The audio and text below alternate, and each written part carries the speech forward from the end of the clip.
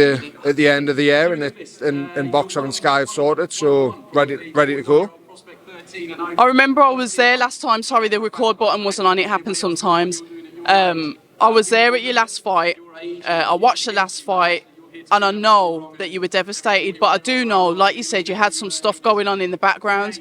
I don't know. You don't have to share it if you don't want to. But you know me, I will ask the questions. What was it that distracted you in that fight?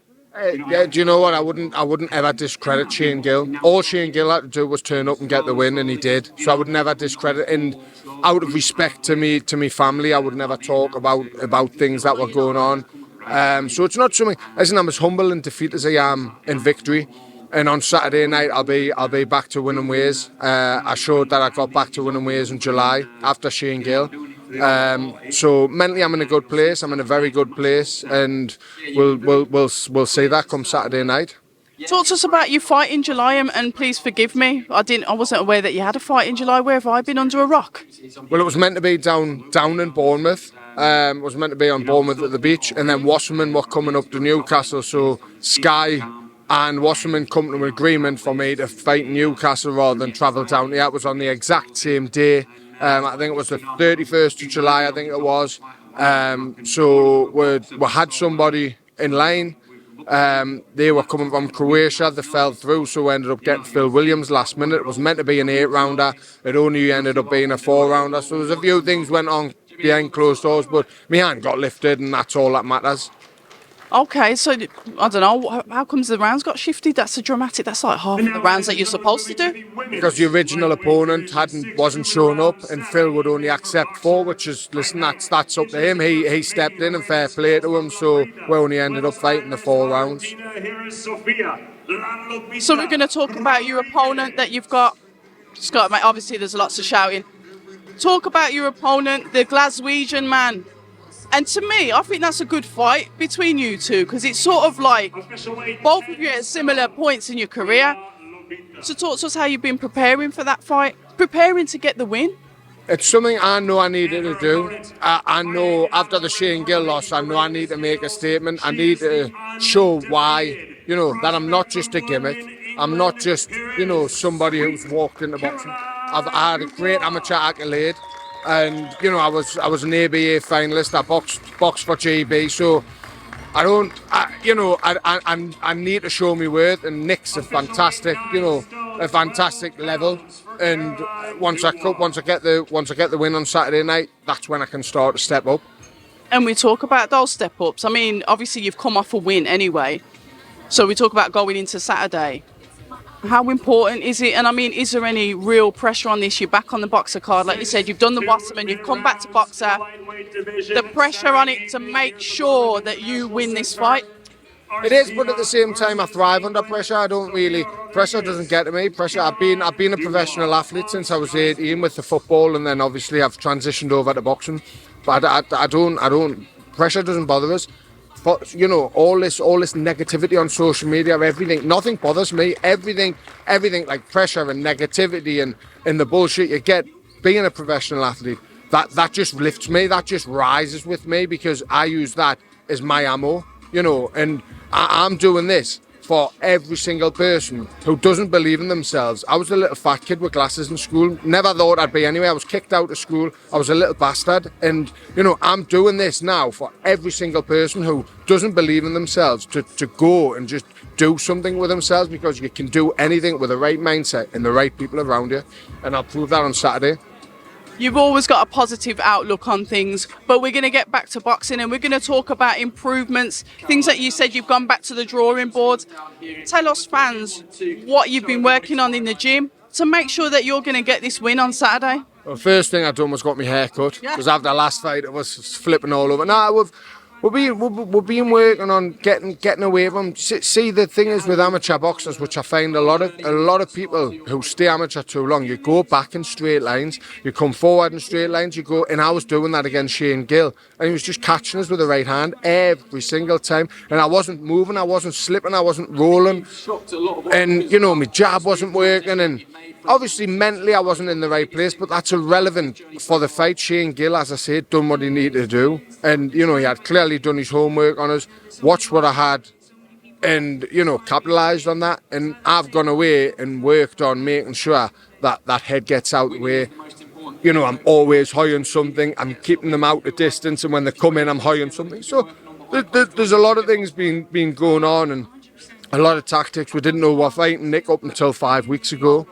So these aren't tactics that have changed for Nick, or these are tactics that have changed for the goodness of myself and to go to the next level. We're going to talk about one of the things, because I like the way that you've honestly broke down that fight. One thing you said was head movement, absolutely spot on. But another thing, which is obviously the key to boxing, in my opinion, is the jab.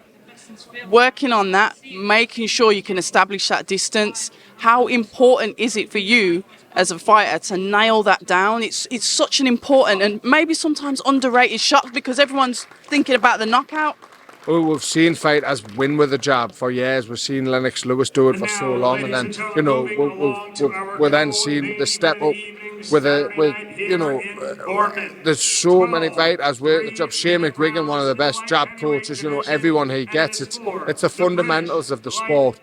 And I'm not naive and thick to knowing that, and I'm not naive to knowing that if my right hand lands, I'm going to cause problems. But it's about, getting into distance, making sure that jab gets you there before you start hitting somebody, because that's when you become vulnerable to getting caught. So the jab has been a tool that I've had, and I sort of, after 4 fights, 4 first round knockouts, I put that away.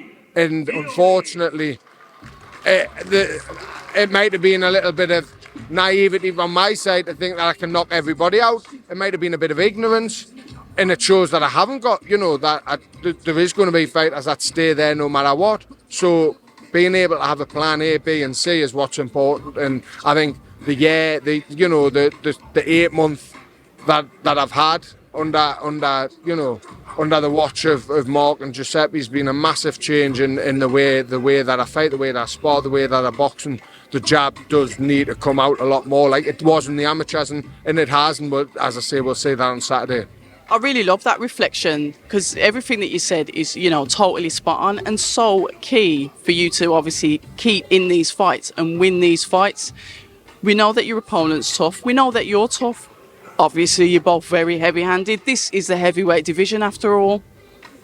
What do you see? And I ask every single fighter the same question, and it's just to see how you think of things.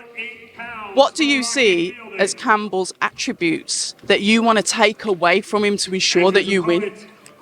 Campbell has punches and bunches. He's very good in a straight line. He's very good with his 1-2s. He's very good at working his way, and he's fit, and he's very good. If you let Campbell get into a rhythm, that's how he stops everybody. As we've seen, the stoppages come while the boxers are on the feet covering up, because they've let him get into a rhythm. But when he's coming to me and he's having a stiff jab hiding his face, that rhythm's going to, like Tyson said, everybody's got an idea, everybody, got a plan until you get punched in the face. And, if Campbell's going off the back of me last few fights that are on YouTube, he'll see a shock come Saturday night. And that's what we like as well. And the fact is, and you've touched on something else there, you've raised really a lot of good points. As a young heavyweight in the game, your first few fights, you're given not easy opponents, because none of them are easy, because one punch can take you out. But you're given opponents where the chances are you're possibly going to win. And then it gets to the point where a fighter relies on that, or, one for a better word, gets gassed that they're knocking them out straight away, like you said, those first round knockouts. And then the reality kicks in. It's when they don't win. Well, you know what? The perfect example I always say is Audley Harrison. Everybody says Audley Harrison shit. You don't get a gold medal from it. The kid was no boxer is shit. Anybody who's stepping in that rope, male or female, no matter what level you're at, you're a warrior. And Audley Harrison was a phenomenal amateur. Stepped in, signed a 15-fight deal, I think, and he just ended. Fought nuggets, got them out there. Then he fought somebody, and he was like, whoa, actually, what's going on here? He wasn't sparring, he wasn't in proper camps, because he didn't need to be. Well, he thought he did. Yeah, exactly. And this is that complacency. Yeah, complacency is the perfect, you become so reliable on 1-2 shots and thinking, this is, but as the levels step up, they learn to ride shots, they learn to catch shots, and one of the most underestimated heavyweights at the minute is Joe Joyce. People think he takes so many shots, but when he just rides everything. They look like the solid shots, but he's riding them unbelievably. And same as with Martin Bacoli, another fantastic fighter out there that who looks like he's getting hit, but he's not. And there's levels in the sport, and you need to be willing to go from there to there, because once you're there, there's no coming back to there. It's only the rise from there. So you've got to be ready to be there. And come Saturday night, that'll put me back from being down there back to there, and I know I need to stay there. This is an 8-rounder, so if it goes the 8 rounds, which I can't see it going, that's another box ticked. It's another box ticked, and when I get me hand raised, there's a box ticked. I'm there. I think he's ranked 15th in GB. So that puts me up there, and then that's when we can start looking for some interim titles, or I don't know. That's down to the management and down to Sky. But all I'm focused on Saturday night. We love that. Listen, we are going to catch up post-fight. I'll be there Saturday. I'm really looking forward to seeing you two go at it, actually. But listen, Stephen, it's a pleasure. Thank you so much for taking your time to speak to October Red Boxing. Thank you very much. It's always a pleasure. Thank you. Hi, and thank you for watching October Red Boxing. Like, subscribe, and tap the bell for notifications. You can also find us on Instagram at October Red Boxing and on Twitter, October Red UK. And remember, at October Red, we stay ready.